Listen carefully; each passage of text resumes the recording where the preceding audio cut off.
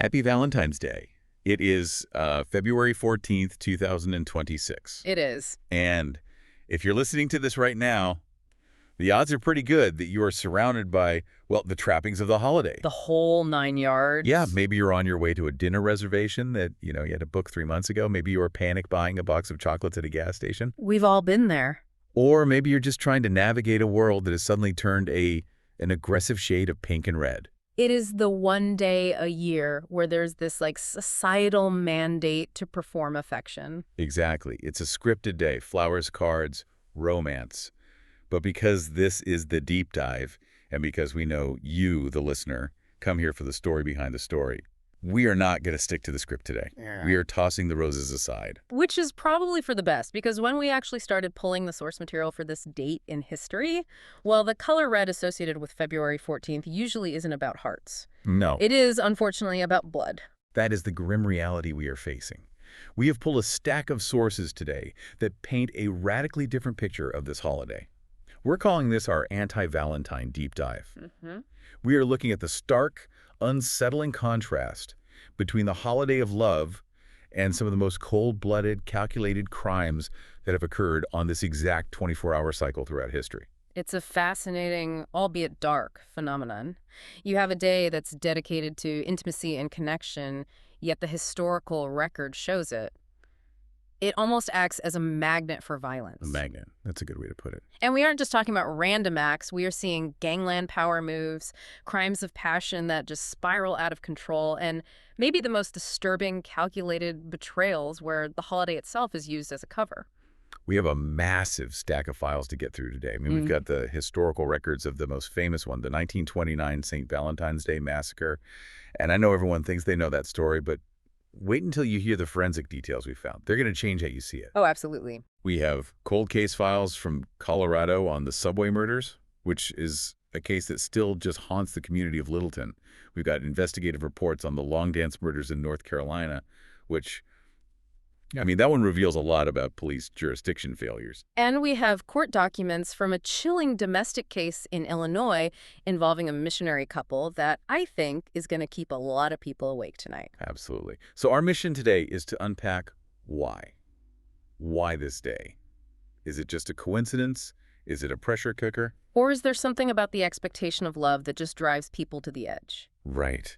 And more importantly, we are going to look at the specific evidence, the aha moments, that either solved these cases or left them agonizingly open. We need to analyze the methodology. I mean, you have to distinguish between the organized brutality of the mob and the intimate terror of domestic violence. They're two different beasts. Okay, so let's start with the grandfather of all Valentine's Day crimes, the archetype, the event that literally put the date in the history books for all the wrong reasons. 1929, the St. Valentine's Day Massacre. To really get this, you have to immerse yourself in the setting. We are in Chicago. It's the height of the Prohibition era. It's cold, it's gritty, and the city is, it's effectively a war zone divided between two warring factions. The geography is so key here. On the north side, you have the North Side Gang, led by George Bugs Moran. And on the south side, you've got the Chicago outfit, led by the man himself, Al Capone. And reading through the background on their rivalry, this wasn't just business. I mean, they genuinely hated each other. Oh, it was visceral. It was personal. They had been trading shots for years, hijacking each other's booze trucks, firebombing each other's speakeasies. It was constant. But by February 1929, Capone had decided that enough was enough. Right. He didn't want to just win a skirmish anymore. He wanted to consolidate control of the entire city's bootlegging operation. He wanted a board wipe, just take them all out in one move. And the plan they concocted, it relies so heavily on the psychology of the victim. This is what I found so interesting in the source material. They didn't just kick down the door. No. They set a trap. It's a classic Trojan horse. The lure had to be irresistible. So what was it? Word was sent to Bugs Moran that a truckload of high-quality whiskey, specifically Old Log Cabin whiskey, had been hijacked. Oh, from the Purple Gang. From the Purple Gang in Detroit, exactly. And the Purple Gang, they were notorious in their own right, not people you messed with. They were not. And hijacking their shipment was incredibly risky, which, that made the product even more valuable. So the offer was to sell this premium whiskey to Moran at a discount. A deal that's too good to pass up. Way too good. The delivery was set for a garage at 2122 North Clark Street. The time, Well, 10:30 a.m. on Valentine's morning. so let's look at the cast of characters inside that garage. Because for a long time, the narrative was just 7 gangsters died. Yeah. But looking at the coroner's reports and the police files, it's a real mix. It really is. You have Moran's inner circle, of course. Albert Kachalek, his second in command. You have Adam Heyer, the bookkeeper. You're taking out Heyer was strategic, right? He knew where all the money was. Exactly. You kill the bookkeeper, you cripple the financial operation. Yeah. And then you have the Gusenberg brothers, Frank and Peter. They were the muscle, the enforcers. These are men who lived and died by the gun. But then you have Reinhard Schwimmer. Schwimmer is the tragic figure in all of this. He wasn't a gangster. He was an optician. He fixed eyeglasses. He fixed eyeglasses. But he was what we might call a gangster groupie. He loved the thrill of it. He loved hanging out with these tough guys, the proximity to power. He'd tell his friends he was running with the boys. And he ran with them one too many times. And then there's John May. The mechanic. Just a mechanic. He was there to fix a truck. He was the father of 7 children. He wasn't a made man. He was just doing a job. And he brought his dog, Highball. We have to talk about Highball. It seems like such a small detail, but in the crime scene reports, the presence of the dog, his barking, is what alerted the neighbors later on. Highball was the only witness who survived the initial volley unscathed. Physically, anyway. He was found tied to one of the trucks, just traumatized. But we'll get to the aftermath in a moment. First, the execution of the plan. Okay, so it's 10:30 a.m., it's freezing cold, the men are inside the garage waiting for the whiskey, a black Cadillac pulls up. And this is the part that feels like it's straight out of a Hollywood script, but it was just a stroke of genius for the hitman. Who gets out of the car? 4 men get out and enter the garage. 2 are in civilian clothes, but 2 are dressed in full police uniforms. And that's the crucial psychological pivot. It is. When the men inside that garage see the uniforms, their instinct isn't to fight. Right. If it was 4 guys in trench coats, the Gusenberg brothers are drawing their weapons. There's a shootout. It's a bloodbath on both sides. Exactly. But when you see cops, you assume it's a shakedown, a raid. In 1929 Chicago, you didn't shoot police officers unless you wanted the entire city, the entire force coming down on you. It was just the cost of doing business. It was. The standard procedure was you get raided, you get arrested, you call your lawyer, you pay a bribe, and you're out by dinner. So they comply. They do exactly what they're told. They line up against the north wall. Hands up. Staring at the bricks. Probably annoyed, Probably thinking about how much this is going to cost them to get out of. And that compliance is what sealed their fate. It's what made it a massacre. Once they were lined up, the 2 officers stepped aside. The 2 men in civilian clothes raised their weapons. And they weren't carrying pistols. They were carrying Thompson submachine guns. The Chicago typewriter. Yeah. 70 rounds were fired in a matter of seconds. They used a 50-round drum and a 20-round box magazine. The acoustic violence in that enclosed brick garage must have been deafening. I can't even imagine. They literally cut these men in half. And then, just to be sure, one of them used a shotgun on John May and James Clark. Just pure overkill. But the brilliance of the disguise, it didn't end with the shooting. This is the detail that allowed them to just walk away clean.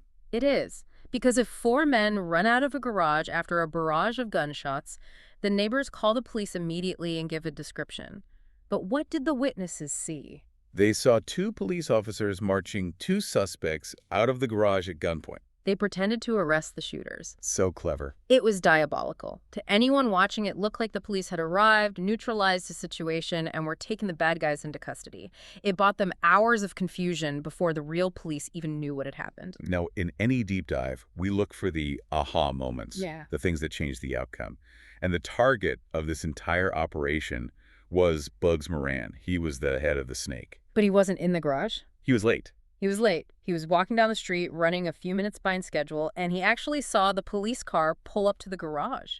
And just like his men inside, he assumed it was a raid. He thought, well, I'm not walking into that. So he's just turned around and went to a coffee shop nearby. His lack of punctuality saved his life. It did. He lost his entire organization, his whole inner circle, but he kept his breath. And inside the garage, amidst all that carnage, there was technically 1 human survivor when the real police finally arrived. Frank Gusenberg. And the story of Frank Gusenberg is the stuff of legend. It really is. He had been shot, what the sources say, anywhere from 14 to 22 times. He was just barely holding on. Sergeant Clarence Sweeney, who knew Frank, leaned over him and asked the $1 million question. Who shot you? And this is the ultimate adherence to the code. The omerta, the code of silence. Frank looks at him and he whispers, "No one shot me." He's dying. He's riddled with bullets, and he refuses to snitch. He died 3 hours later in the hospital. He took the identity of his killers to the grave. It's a level of loyalty, or maybe it's just fear, that is. It's hard for us to comprehend in the modern era. Now, I want to bring up something that isn't always discussed in the general retelling of this story. We talk about the massacre, but we rarely talk about the science that came out of it. The investigation into this crime, it actually revolutionized police work. This is a huge point. Before 1929, ballistics was. It was largely guesswork. You had coroners saying, well, that looks like a .45 caliber hole, but there was no scientific rigor. Right. Because of the high profile of this case, they brought in a man named Calvin Goddard from New York. The father of forensic ballistics. That's him. He brought a brand new tool, the comparison microscope, and he was able to take the bullets and the shell casings found in the garage and compare them side by side with test-fired rounds from different guns. And this was so crucial because the initial public reaction was that the police had actually done it, wasn't it? Because of the uniforms? The Chicago police were under massive suspicion. The public thought it was a road police squad that went too far. Goddard was able to prove, scientifically, that the bullets did not come from police service weapons. He identified the specific rifling marks of the Thompson submachine guns. And then later, when they raided the home of a Capone associate, a guy named Fred Burke, they found 2 Tommy guns. And Goddard matched them. It was a perfect match. It was the first time that ballistics were used to definitively link a specific weapon to a specific crime on that kind of national scale. So while the massacre was this horrific tragedy, it really birthed the modern era of forensic science. We also have to touch on the prime suspect, or at least the man everyone knew organized it for Capone. Jack Machine Gun McGurn. Right. Born Vincenzo Garibaldi. Capone's favorite hitman. The police dragged him in immediately, but McGurn had what the press called the blonde alibi. His girlfriend, Louise Rolfe. They claimed they spent the entire Valentine's Day in bed at a hotel. The police couldn't break her. She stuck to her story. They eventually got married, spousal privilege, to prevent her from ever testifying against him. McGurn's life after the massacre is just this strange, tragic comedy. The source material mentions he tried to become a professional golfer. He was obsessed with golf. He was actually quite good at it. He tried to go straight, or at least, go pro. In 1933, he entered the Western Open. No way. Yes. And the police knew he was playing. They waited until he was on the course to arrest him. But they let him finish the round. It was a different time. They let him play through, but the pressure, I guess, got to him. He shot a terrible score and missed the cut. Wow. But the irony, and we are looking for patterns today, is how McGurn died. It's almost too perfect. Exactly 7 years later. To the day. February 15th, 1936. One day after the anniversary of the massacre, he was at a bowling alley. Bowling this time, not golfing. Bowling. 3 men burst in and gunned him down. And just to make sure the message was received, they left a card on his body. A Valentine. A mock Valentine, a poem. It read, "You've lost your job, you've lost your dough, at least you haven't lost your trousers." That is incredibly cold. It's the final humiliation. It marked the end of an era. The St. Valentine's Day massacre changed public perception. Before this, gangsters were seen as these, somewhat romantic figures providing booze to the people, fighting the government. Robin Hoods with Tommy guns. Kind of, but when the photos of those bodies were published, it was just too much. That's a slaughter. It was a slaughterhouse. And it led directly to the National Firearms Act of 1934, which was the first major federal gun control law specifically targeting the Thompson submachine gun. The government finally said, okay, we cannot have private armies fighting wars in our streets. Okay, so that is the organized crime pillar of our Anti-Valentine deep dive, a foundational case. But we need to pivot now. We're moving from the smoky garages of the 1920s to a trope that, well, it feels like it belongs in a slasher movie, but it is terrifyingly real. The Lover's Lane murders? Yeah. This is a disturbing pattern that emerges. Valentine's Day, by its very nature, it encourages couples to seek privacy, to find secluded spots. And that isolation, combined with the predictability of the holiday, creates a hunting ground for predators. And we have 2 cases here that are separated by geography and decades, yet the similarities are just chilling. Let's start with the case known as the Valentine's Day murders in North Carolina in 1971. The victims were Patricia Mann and Jesse McBain. Patricia was 20, a nursing student. Jesse was 19. They were doing everything right. They went to a Valentine's dance at Watts Hospital in Durham. Hospital dance. It sounds so wholesome. Incredibly wholesome. A celebratory night. They leave the dance, and like thousands of other couples that night, they drive to a secluded spot, a local lover's lane. And they just vanish. They never came home. When they didn't return, panic set in pretty quickly. But it wasn't until weeks later that a surveyor, just randomly walking in the woods, found them. And the scene. The scene was gruesome. They were found tied to a tree, covered in leaves. They had been tortured and strangled. The details suggest a really prolonged, sadistic attack. The source material here, it highlights a major issue that plagues these older cases. Jurisdiction. You had the Durham Police, the Orange County Sheriff, and the State Bureau of Investigation, the SBI, all trying to work the case. And they weren't working together. The reports we have describe massive egos and territorial disputes. Evidence wasn't shared. The victims' clothes, which today, would be a gold mine for DNA, were lost or destroyed because no one took proper ownership of the chain of custody. It's so frustrating to read. It feels like the bureaucracy helped the killer escape. It probably did, but there was a revival of the case recently, right? Yes. In 2010, this is an amazing story, Major Tim Horn with the Orange County Sheriff's Office was supervising a renovation of an old jail facility. And in a storage room, he finds a dusty box that no one knew existed. A literal cold case box. Exactly. Inside were the original crime scene photos, the original notes, evidence that had been forgotten for decades. Horn and a detective Don Hunter spent years literally taping shredded documents back together to rebuild the file. Wow. And through a podcast investigation called The Long Dance, they found a connection to another crime that I think blows this whole thing wide open. This is the key. They found a police report from 1972, just 1 year later, in Duke Forest, which is very close to the original crime scene. Right nearby. Another young couple was parked. A lone gunman approaches the car. He forces them out and tries to make them get into the trunk of his car. Just like what investigators believe happened to Patricia and Jesse. The exact same MO. But this couple, in 1972, they fought back. The boyfriend tackled the gunman. The gun went off. The boyfriend was shot in the leg, but the attacker got spooked and fled. So they survived. They survived. Yeah. And because they survived, they were able to give a description. There is a composite sketch. So we have a face. We have a face of a man who was actively hunting couples in that specific area on dates associated with romance. Investigators are almost certain it's the same perpetrator. They have a very strong suspect, a man who is now deceased. But officially, the Mann and McBain case remains open. It's just a haunting example of how jurisdictional infighting can let a serial predator slip through the cracks for decades. It is. Okay, let's move to the second Lover's Lane style case, but this one is much more recent and happened in a very different setting. The year 2000, Littleton, Colorado, the subway murders. This case hits so hard because of the context. It's February 14th, 2000. And Littleton is still reeling from the Columbine high school massacre, which had happened less than a year prior.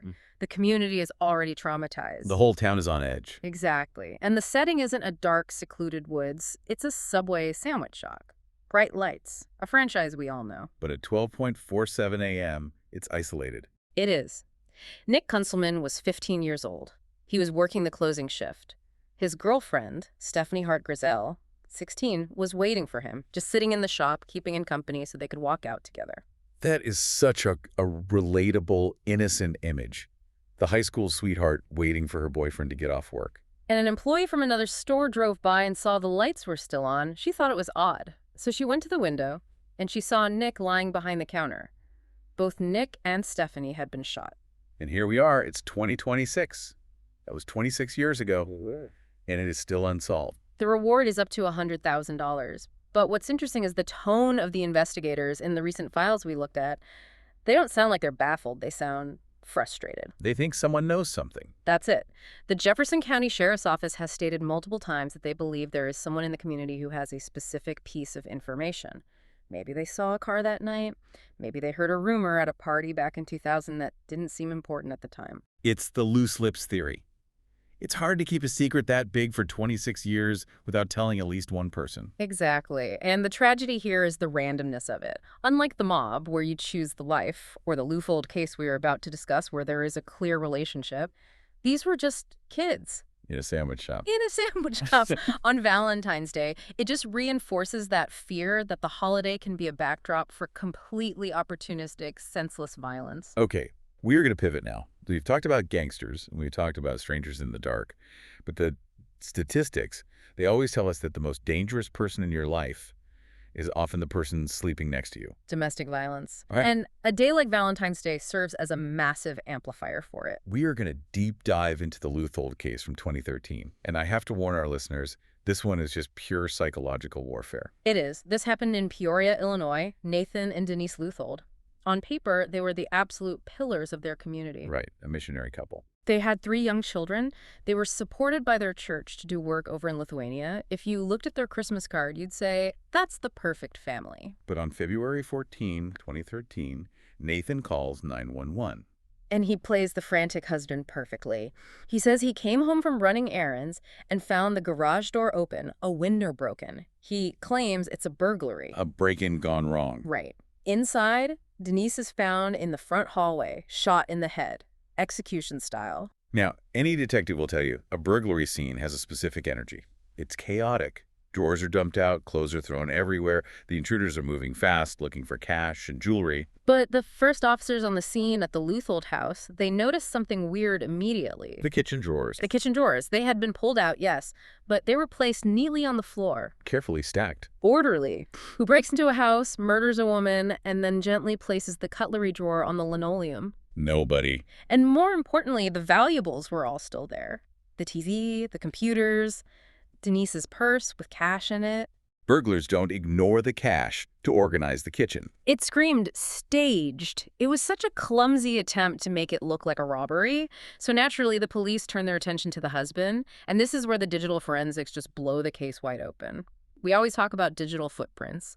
But Nathan Luthold didn't leave a footprint. He left a crater. I have the search history logs here. Yeah. And it is chilling. I mean, it reads like a syllabus for Murder 101. It's astounding. And he was searching for these things while logged into his own user account. Terms like how to silence a Glock 40. Which was the type of gun he owned. Exactly. Lethal injection, suicide by injecting air, how to make GHB, and the one that really sticks out to me, bathtub electrocution. He was shopping for a method. He was workshopping how to kill his wife. He was. But here's the detail that makes it a true horror movie. The timestamps. The forensic analysis showed he was conducting these searches at night while he was at home. So Denise is likely in the next room or sleeping upstairs while he is on his laptop Googling how to electrocute her. It shows a level of detachment that is just, it's psychopathic. So we have the how. The why is almost always the same. Money or another person. In this case, it was Ina Dovalait. She was a young 20-year-old exchange student from Lithuania that the Lutholds had sponsored. She was living with them. And Nathan was doing a lot more than just sponsoring her education. Oh, yeah. There was a clear obsession. Witnesses saw them holding hands. He was secretly paying for her apartment in Chicago. He was using his own children's college fund to pay for her immigration lawyer. That is just despicable. But even with the search history and the affair, the most damning piece of evidence, the thing that really brings the anti-Valentine theme home, is the note. The note found in Denise's day planner. This wasn't a suicide note. It was a message to Nathan that she either never sent or maybe she just kept it as a record for herself. I want to read this quote because it captures the psychological torture she was living in. She wrote, "I really don't think there was anything that I have done that would cause me to deserve this. I know that you want me dead." I know that you want me dead. She put it in writing. She predicted her own murder. She did. She also wrote that he would continue his behavior until I break. She was living with a man who she knew wanted to erase her from existence, and yet she was still there, trying to make the marriage work until he decided to end it on Valentine's Day. He tried to create an alibi for that day, too. He was very busy being seen around town. The classic run-around-town defense. He went to a car wash, he went to Starbucks, he made sure he was on camera, that he had receipts for every minute of the day. But he made a physical mistake, a forensic mistake. He did. He claimed he hadn't driven Denise's car in over a year, but investigators found his DNA on the gear shift of her car. Oops. Big oops. No. And then a jailhouse informant, a man named David Smith, testified that Nathan had admitted the whole plan to him.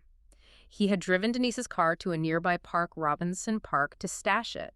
Then he ran back through the woods to the house, waited for her to come home, killed her, and then staged the scene. So on Valentine's Day, while she is coming home, maybe with a card for him, he is lurking in their own house, waiting to execute her. The jury didn't buy the burglary story for a second. He was sentenced to 80 years. It's just a stark reminder that for some, Valentine's Day isn't about love. It's a deadline. It's a cover. He probably thought, everyone is distracted. It's a holiday. No one will suspect a grieving husband on Valentine's Day. And he was completely wrong.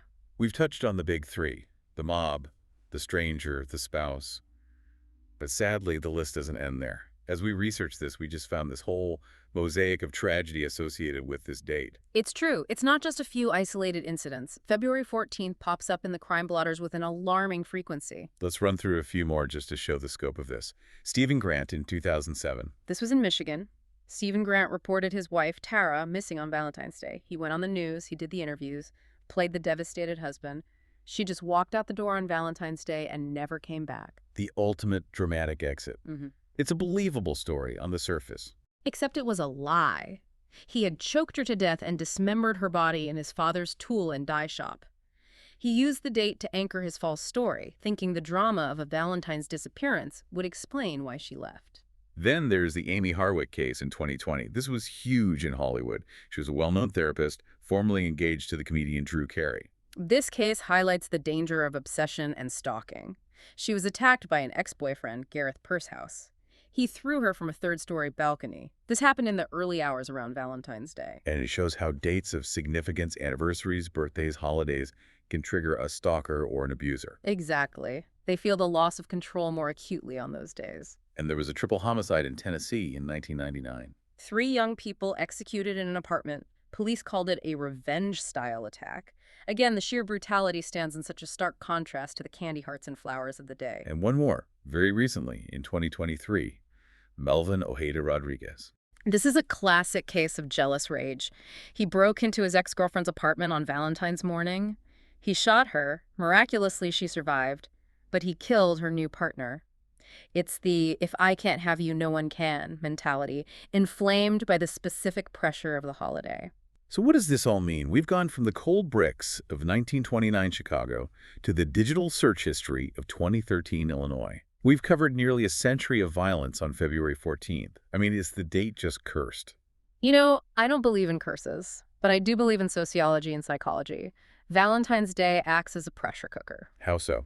Explain that. Well, think about what the day represents. It demands a demonstration of love. It forces you to look at your relationships or your lack of one. If you are lonely, that loneliness is magnified 1,000 times. If you are jealous, your paranoia is inflamed. If you are in a hateful marriage like the Lutholds, the forced intimacy can be absolutely suffocating. It strips away the apathy. You can't just exist on Valentine's Day. The world forces you to define your status. Are you loved? Are you not loved? Exactly.